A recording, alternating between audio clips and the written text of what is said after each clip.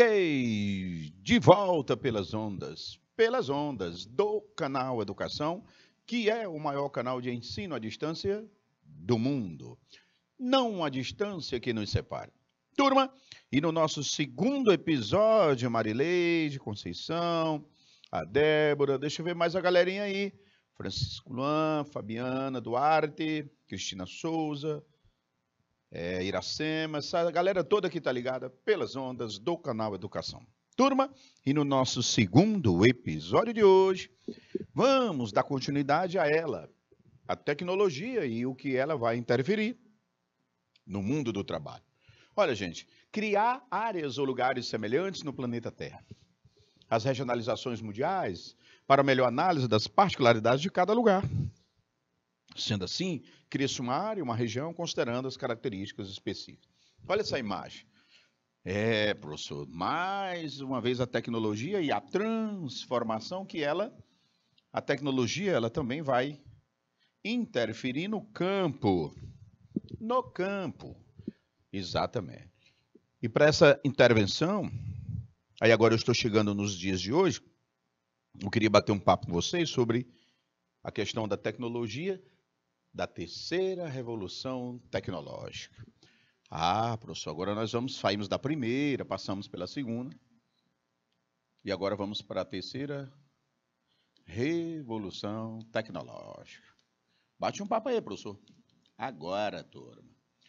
A terceira revolução tecnológica, ela trata-se das seguintes características. Vou anotar aqui, turma.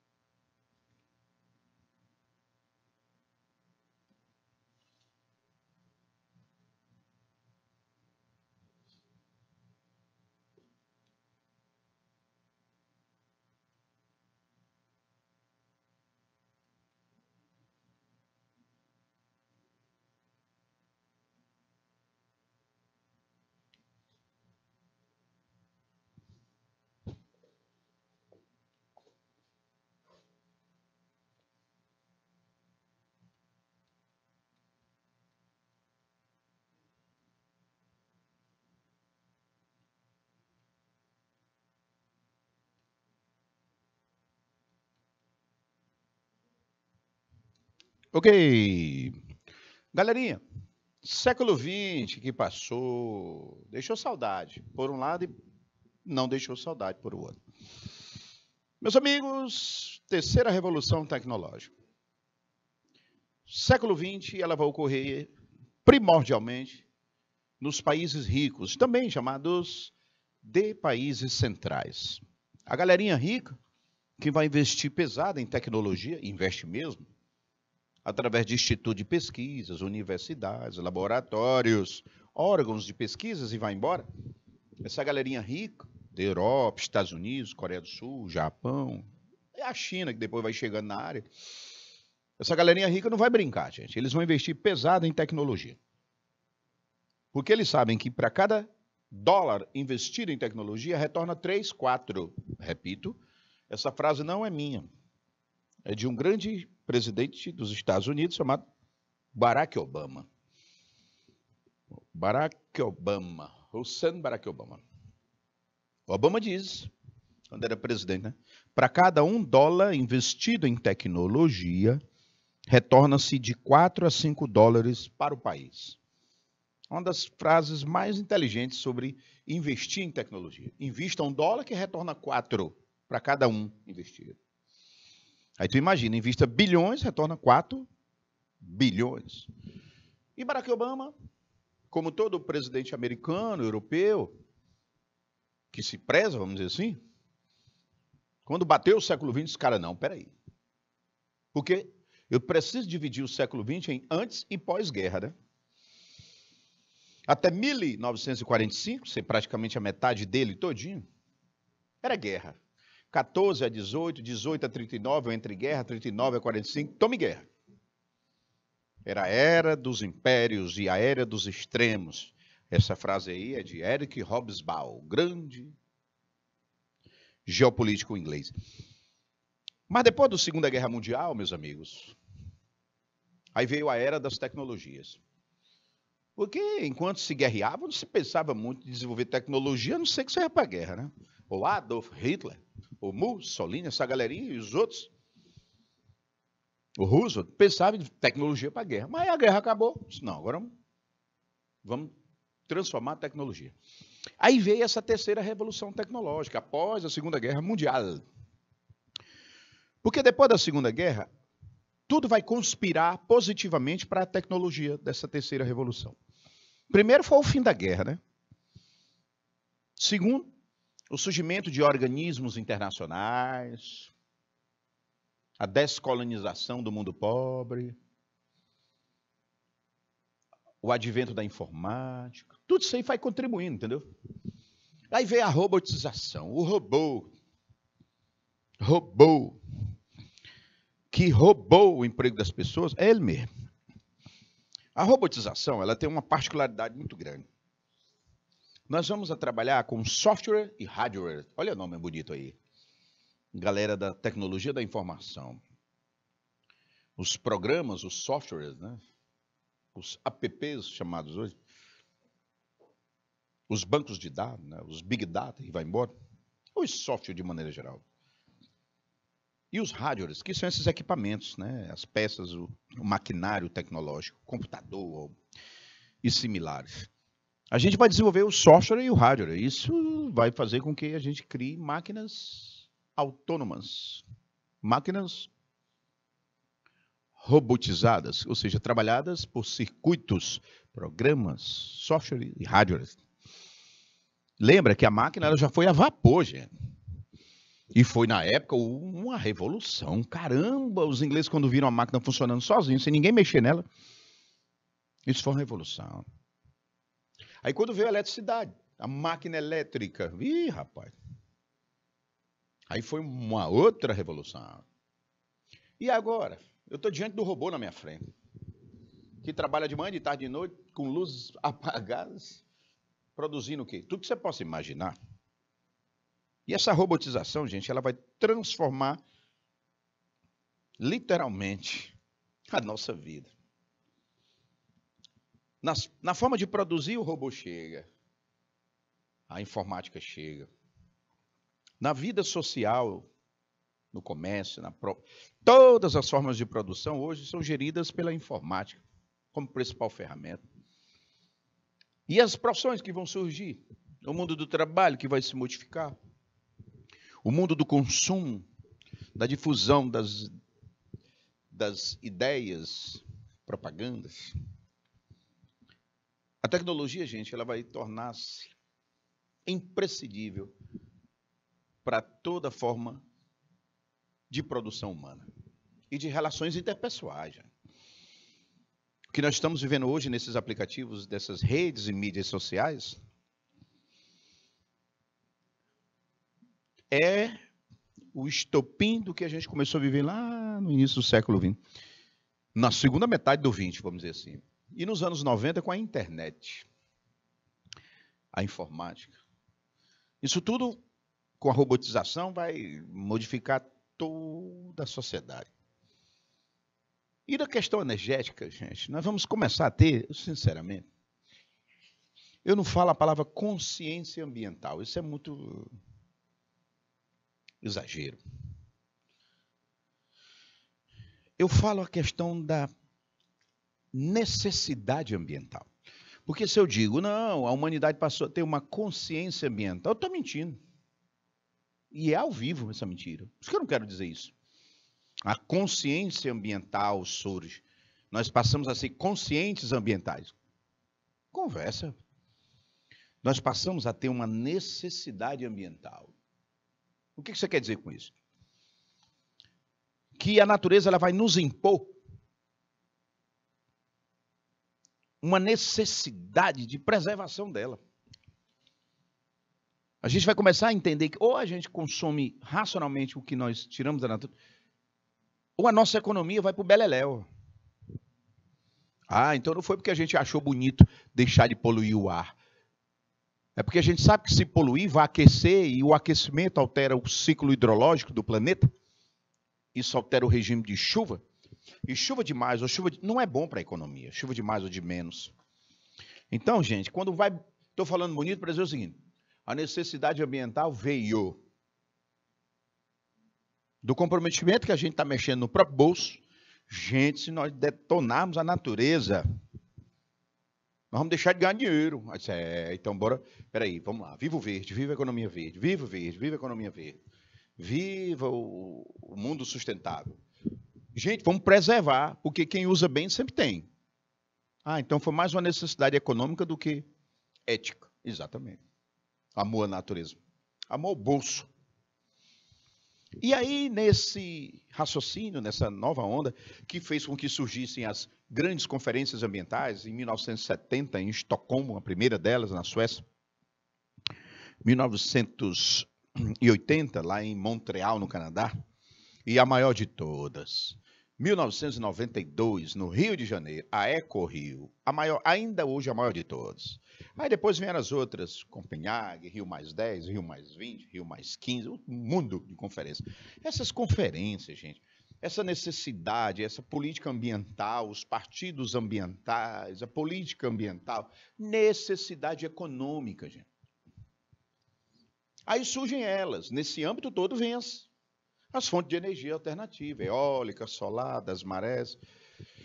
Essas fontes alternativas de energia, elas surgem primeiro por essa necessidade da redução da queima dos fósseis combustíveis que já estão detonando com a economia do mundo. Os chineses mesmos, que se tornaram os maiores poluidores da Terra, hoje o Xi Jinping já fala em cortar o consumo dos fósseis, dos combustíveis, porque ele sabe que isso está comprometendo a própria economia chinesa. Então, a necessidade do bolso, isso. Como também, gente, essas novas fontes de energia, elas são desenvolvidas principalmente por países ricos. Ou você pensa que esses espelhos fotovoltaicos, esses aerogeradores, esses maquinários de energia da maremotriz, essas biomassas e biogestão, e essas tecnologias, gente, são desenvolvidas pelos países europeus, americanos, chineses. E aí eles estão ganhando dinheiro. Vocês pensam que esses parques eólicos, solares e etc., essas tecnologias todas, gente, geram royalties, geram imposto, geram dinheiro, geram custos, geram produtos para eles. Já os combustíveis fósseis geram dinheiro para quem? Para o Sheik. Para os Emirados Árabes. Para os 16 países do Oriente Médio. Então, eles simplesmente transferiram a economia energética. Transferiram, não. Estão tentando, a passos largos, transferir a economia energética, que está concentrada na mão dos provedores de petróleo, para os provedores das eólicas, que são eles.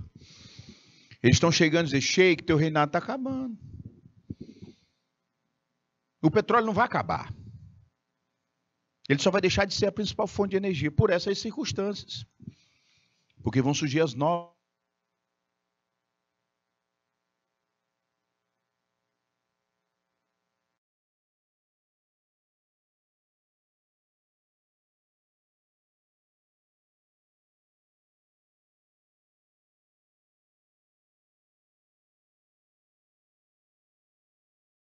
Petróleo.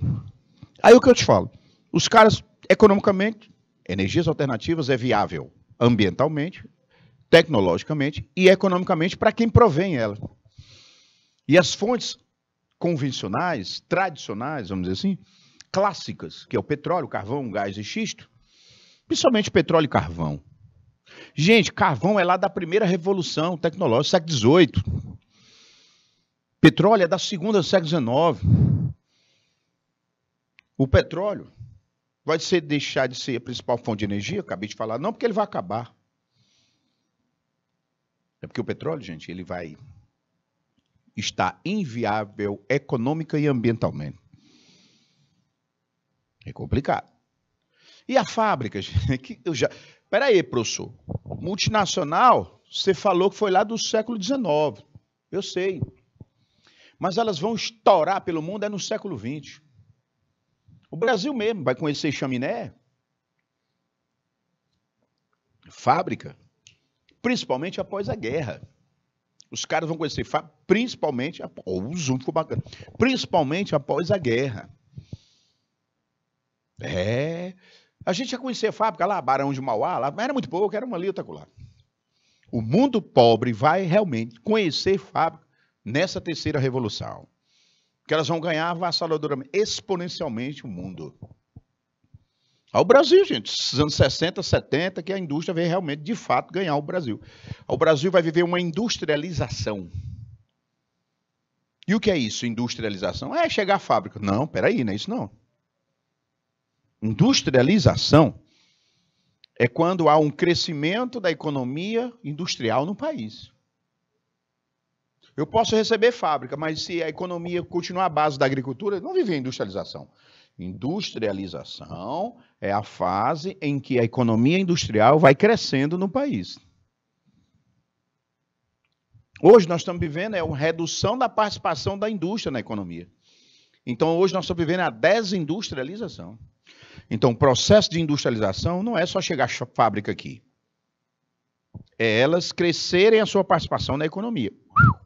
Dos anos 60, 70, 80, até os anos 90 isso aconteceu. De 90 para cá, a gente aumentou o número de fábricas, mas a participação da indústria na economia vai caindo. Por quê? Porque vem o comércio, o serviço, a agricultura, que ganhou mais espaço. A indústria ela vai perdendo espaço. Isso é desindustrialização. Ah, mas o mundo inteiro está vivendo isso por causa da China? Ok, isso é verdade. Por causa da Ásia, os tigres, a Índia, China. A fábrica global, galera, ela vai ganhar um mundo e ela vai produzir no mundo, pelo mundo, para o mundo. Não entendi. Vai entender agora. Antigamente, um produto ele era fabricado num só país. Antigamente, um produto era fabricado num só país. E ainda hoje não é não, pessoal? É. Mas nós hoje passamos a ter fábricas que uma parte do produto é feito num país, outra parte é feita em outro, outra parte é feita em outro e o final em outro. Por exemplo, essas TVs que nós temos, pronto, essas TVs, mas essas modernas, Smart e tal. O centro de pesquisa da fábrica, o centro de desenvolvimento de tecnologia da fábrica pode ser lá no Vale do Silício. O programa, a placa da TV é feita na Ásia. As peças são feitas em outro país da Ásia. E a montagem é lá em Manaus. E a venda é numa loja aqui no centro. Meu Deus do céu. A pesquisa num país. As peças feitas em outro. A montagem em outro. Aí a TV está pronta. Aí a pessoa, essa TV foi feita onde? Não, é lá em Manaus. Não. Manaus montou. E de onde é que veio as peças? Vem da Ásia. E esse programa, essa tecnologia veio dos Estados Unidos. Olha, gente, esses aviões da Embraer, esses Airbus que a gente utiliza, esses aviões comerciais, Airbus, né? Para esse avião estar pronto. Combustível é de um país, peças de outro, circuito de outro, placa de outro, tecnologia de outro. Aí você bota a quantidade de etapas para o avião estar pronto. É a fábrica global, ela espalha sua produção, as fases da produção daquele produto em vários países. Eu lembro de uma música dos Titãs, o nome da música é Disneylândia. Eu não sei os autores da banda, é até importante eu saber disso. O crédito para os autores, mas a banda, pelo menos eu tenho o nome da banda, os Titãs, banda da minha adolescência, a banda de São Paulo. O nome da música é Disneylândia. E um trecho da música, claro, eu não vou cantar, senão vocês vão desligar os aparelhos de vocês. Mas um trecho da música diz assim: filmes italianos dublados em inglês, com legendas em espanhol, nos cinemas da Turquia. Olha só, filmes italianos dublados em inglês, com legendas em espanhol, nos cinemas da Turquia. Relógios suíços falsificados no Paraguai, vendidos por camelô num bairro mexicano em Los Angeles. Turista francesa fotografada com namorado árabe na Baixada Fluminense. E assim ele vai, nos versos da música, fazendo essa salada mista aí, de coisas que envolvem vários países. Disneylandia. Depois vocês escutem essa música, muito bacana. É uma guitarra doida, fervente. Para quem gosta de rock, trash mesmo. Filmes italianos. É o cara gritando lá. Ali é o Paulo Miclo. Paulo Miclo. Eu não sei se ele é autor, mas é o cantor original da música. Olha só, isso é globalização, gente. Nós vivemos a era da globalização, em que há uma internacionalização da economia, ou seja, a economia ganhou o mundo. Além dela ganhar o mundo, ela está homogeneizando tudo. Não entendi. Porque a globalização não é só a economia ganhar o mundo, não. As fábricas. O que é que ganha o mundo, professor? Fábrica, produto, tecnologia e dinheiro. Repito, fábrica, produto. Eu não vou botar a palavra fábrica, não. Vamos ser mais geral. Empresas, produtos, tecnologia e dinheiro. São os 4 que ganham o mundo na globalização. Repete. Empresas, produto, tecnologia e dinheiro. Dinheiro, os investimentos. Os investidores, os acionistas, os cartões de crédito, os acionistas, os grandes investidores, os senhores da economia. O homem que investe em tudo no mundo. Compra do que é do governo, compra do que era dos outros. Dinheiro. Tecnologias, eu não preciso nem falar. Ora, essas tecnologias que a gente usa. Elas ganham o mundo simultaneamente. A Samsung, ela fez a estreia mundial de um dos Galaxy que ela produz aí. A Samsung é uma empresa sul-coreana. É a maior empresa da Coreia do Sul. Controla aí mais de 10% do PIB, só daquele país é ela. E a Samsung, as tecnologias dela, ganham o mundo simultaneamente. Se hoje eles lançarem um iPhone, se hoje eles lançarem um Galaxy, né? Qualquer produto de qualquer... O lançamento é mundial, ou seja, a tecnologia ela ganha o mundo. As empresas, olha os arredores de vocês. Olha o celular de vocês, o que tem de aplicativos, de redes sociais, de mídias sociais. Olha o e-mail de vocês. Essas empresas, elas surgem a toda hora e ganham o mundo numa rapidez, essas empresas. E os produtos? Olha os produtos que nós temos. Produto, tecnologia, empresas, ganham o mundo. E dinheiro. Isso é a globalização. Porque não é só ganhar o mundo. Se esses produtos, se todos esses 4 ganham o mundo, o nome disso é internacionalização deles. Eles estão se tornando internacionais. Mas só a internacionalização não é globalização. Porque tem que ter a internacionalização e a homogeneização. O que é isso? É a gente viver do mesmo jeito. Produzir do mesmo jeito. Consumir do mesmo jeito. Se relacionar do mesmo jeito. Trabalhar das mesmos moldes. Gente, todo mundo hoje trabalha utilizando esses e-mails, essas ferramentas desses e-mails. Todo mundo hoje trabalha utilizando esses aplicativos. Todo mundo consome através desses mesmos... Isso é homogeneização, gente. Se eu pegar você e levar para qualquer lugar do mundo e apresentar uma pessoa da sua idade e você viver o dia a dia dela, isso é... Marcelo, eu estava lá na casa dela, lá no país dela, só foi que ela me mostrou o celular dela. A tecnologia é do meu.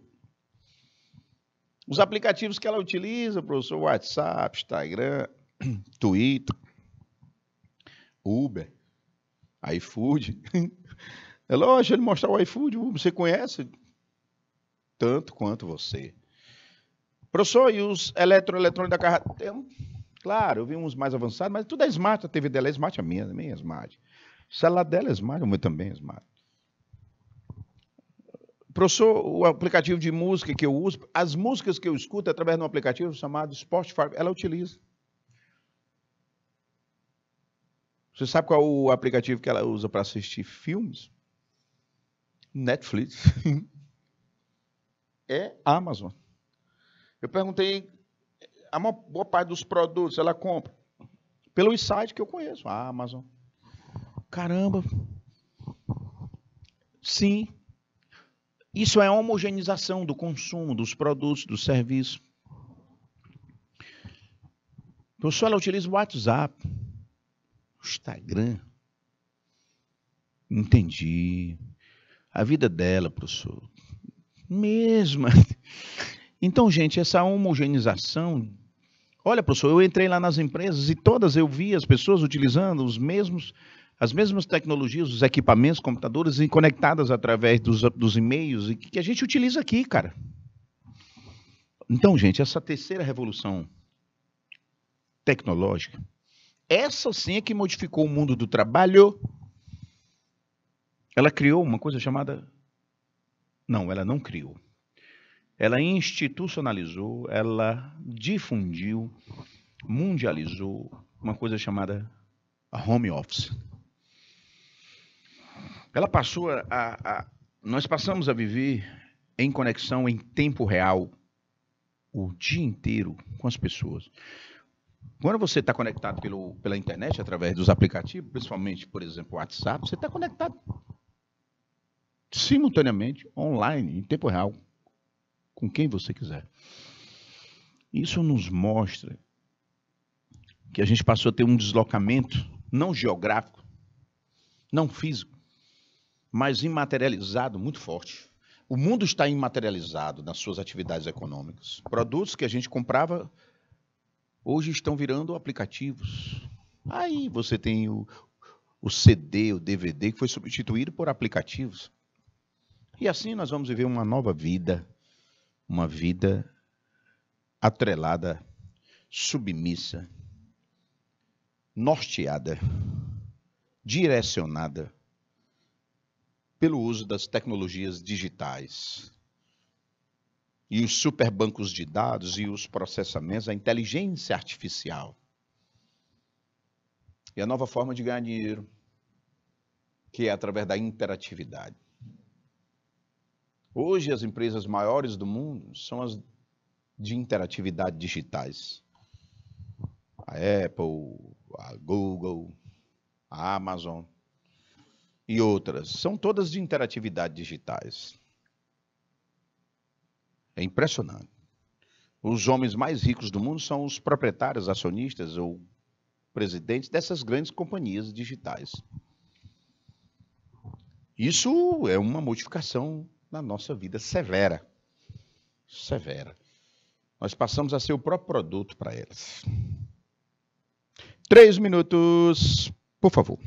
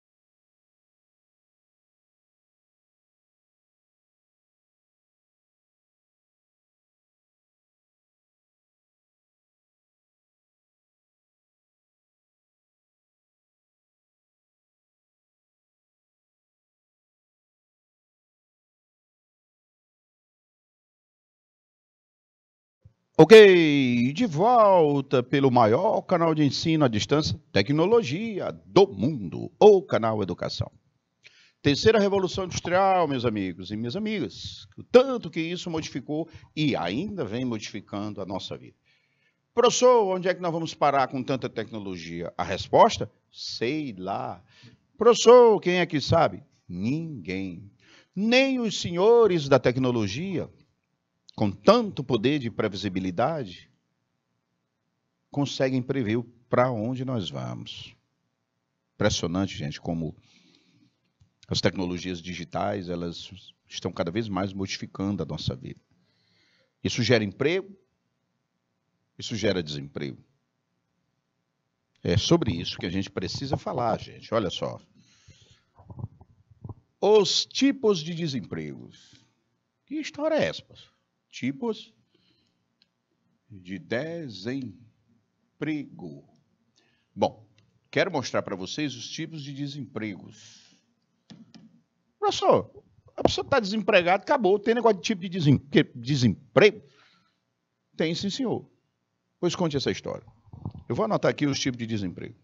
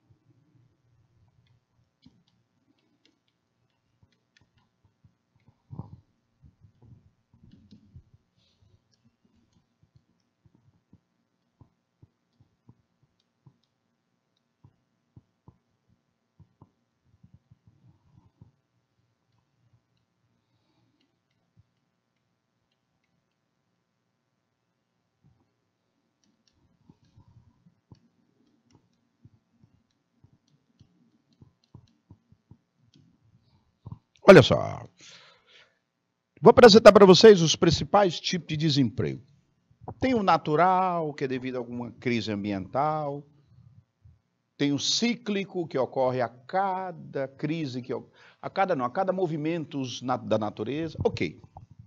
Mas esses são os mais vividos pela humanidade. Desemprego estrutural, devido à estrutura produtiva. Não entendi nada. Vai entender agora. Preste atenção.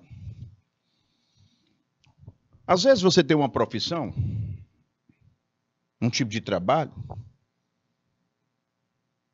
que passa a não ter mais importância naquele lugar. Continuo sem entender. Vamos lá.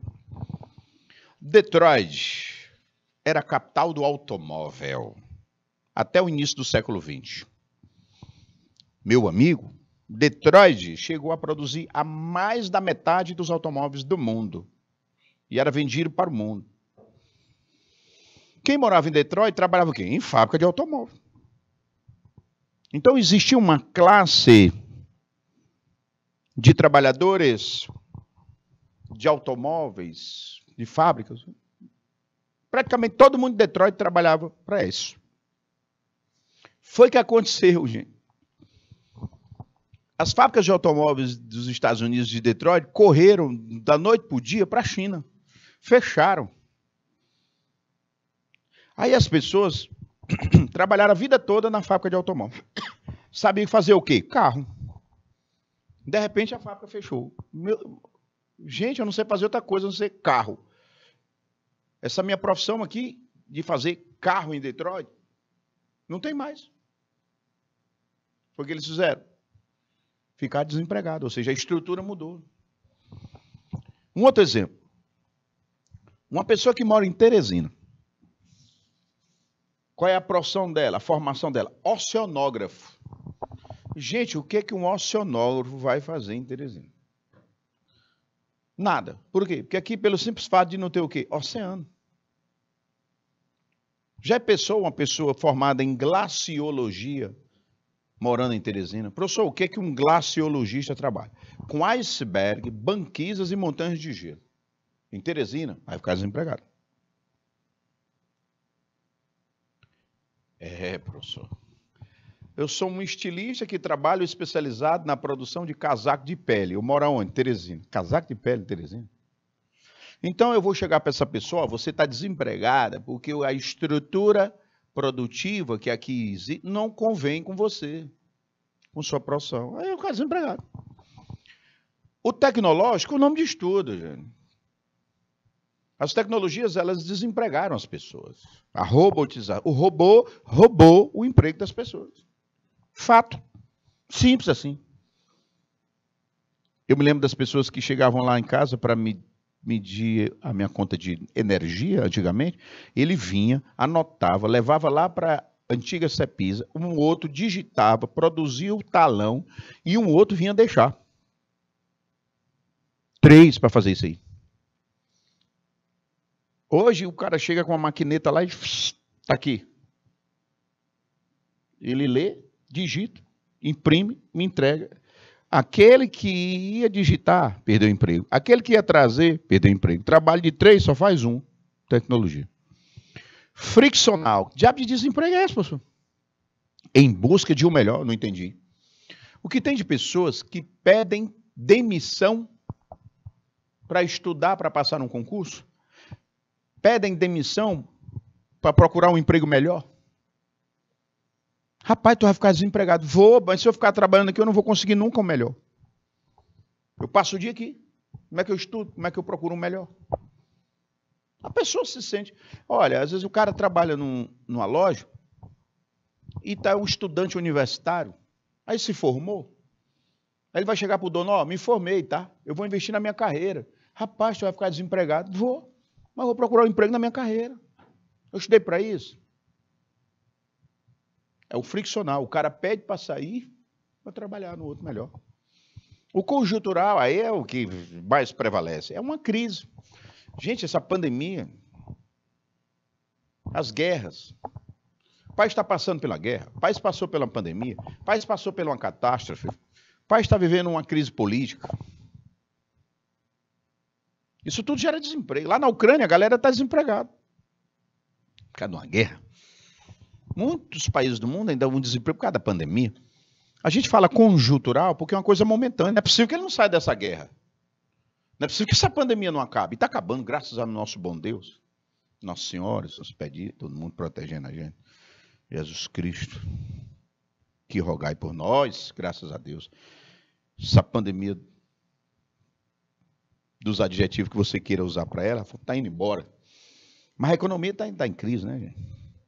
Então, gente, quando estoura uma crise, seja qual for ela, naquele momento em que ela está ocorrendo, vai ter o desemprego. É uma conjuntura, uma coisa momentânea, conjuntural. Beleza? Professor, o bicho pega, né? E aí, a Guerra Fria, nós tivemos aqui a terceira Revolução Industrial, justamente no fim da Segunda Guerra, e nela nós vamos viver a Guerra Fria, e o mundo vai ser dividido entre essas duas potências. Todos esses fatores naturais também interferem na qualidade de vida das pessoas. Interferem no emprego.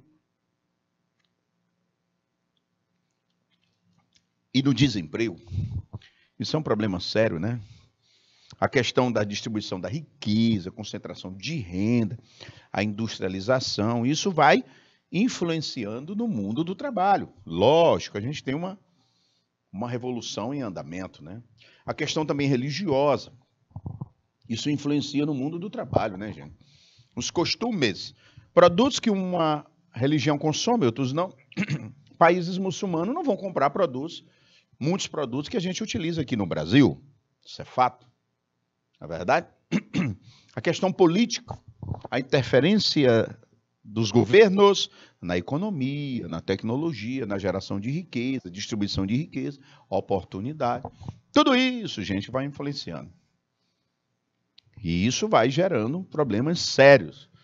A questão do mundo cada vez mais distribuído pela economia, pelas atividades econômicas que nós temos, né? A questão da concentração de riqueza, o passado histórico, a colonização, tudo isso foi contribuindo para nós vivermos cada vez mais um mundo em crise. Crise ambiental, crise social, crise econômica, crise comportamental, crise familiar. Gente, o mundo do capitalismo e suas revoluções tecnológicas tiveram pontos positivos, mas também tiveram pontos negativos. E esses pontos negativos, turma, muito contribuíram para nós termos uma realidade insustentável em muitos pontos. Mas tecnologia também não só trouxe coisa ruim, né, gente? A pandemia que eu diga e o desenvolvimento das vacinas à custa de uma tecnologia avançada que vai contribuir aí para cada vez mais nós vivermos uma noção de tempo e espaço diferente, né? E isso mostra que quanto mais a gente evolui tecnologicamente, a gente gera oportunidade, produz novas formas, mas também tem essa questão dessa submissão a essa tecnologia. Submissão essa que acaba contribuindo para uma nova sociedade. A gente chama de sociedade digital. Sociedade digital essa que está comprometendo por um aspecto, modificando por outro, evoluindo a outro.